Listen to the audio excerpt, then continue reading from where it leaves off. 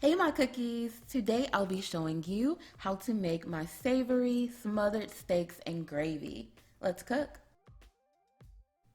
Starting with the steak, I'm using a sirloin, but don't overthink this, guys. You can use any inexpensive cut of beef here. You can use eye of round, what is it, the top sirloin, whatever you can find. Even cube steak would work, okay? You can leave them whole, but I like to cut it up like a beef tip almost. And then I am going to douse it in a Worcestershire sauce and some seasoning. You can use Cajun seasoning like me or just your favorite seasoning salt. Then give it a quick toss, make sure everything is coated and evenly seasoned. I've poured some all-purpose flour into a shallow dish and I'm going to season it with some garlic powder, onion powder, and some seasoning salt. You can use the same one you used with the steak, but I like to switch it up and use something different. It really doesn't matter, guys. It looks like a lot, but I promise you it isn't. Just go ahead, take a fork and mix it together really well.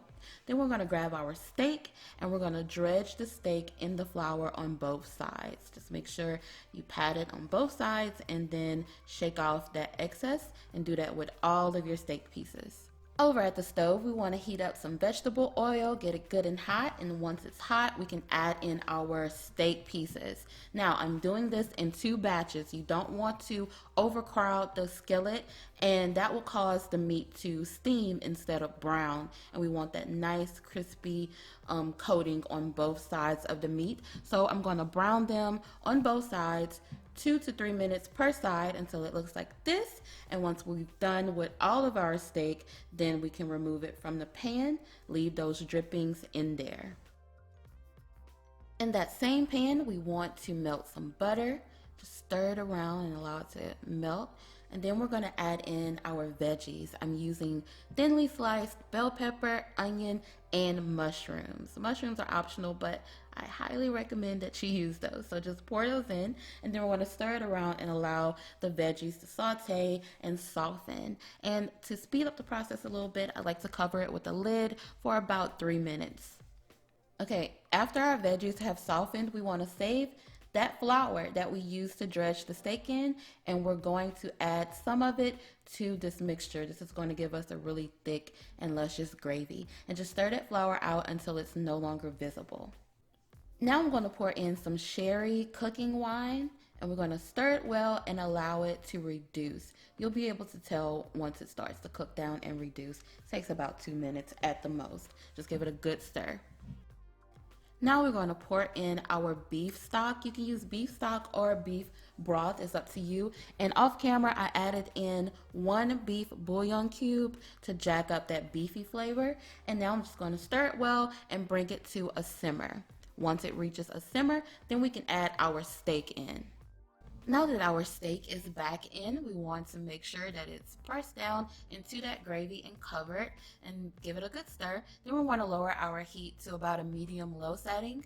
We're going to cover this up with a lid and allow it to simmer for about 1 hour or until that meat is tender. Just check it. While the steaks and gravy are simmering, I decided to make my mashed potatoes. I have that recipe and tutorial already on the channel. Go ahead and click the link in the description box. The only difference is I used basil instead of rosemary, and let me tell you, they were bomb with this gravy, all right? So handle that while the meat is simmering.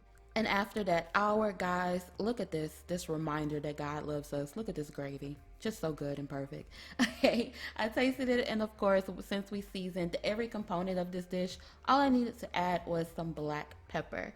Now, guys, this gravy is perfectly fine just as is, but I wanted to add sour cream. Yes, a little bit of sour cream to give it that beef stroganoff kind of feel. It added richness, and it was just perfect in this gravy. Once you stir in the sour cream, you can go ahead and serve this up over those basil mashed potatoes.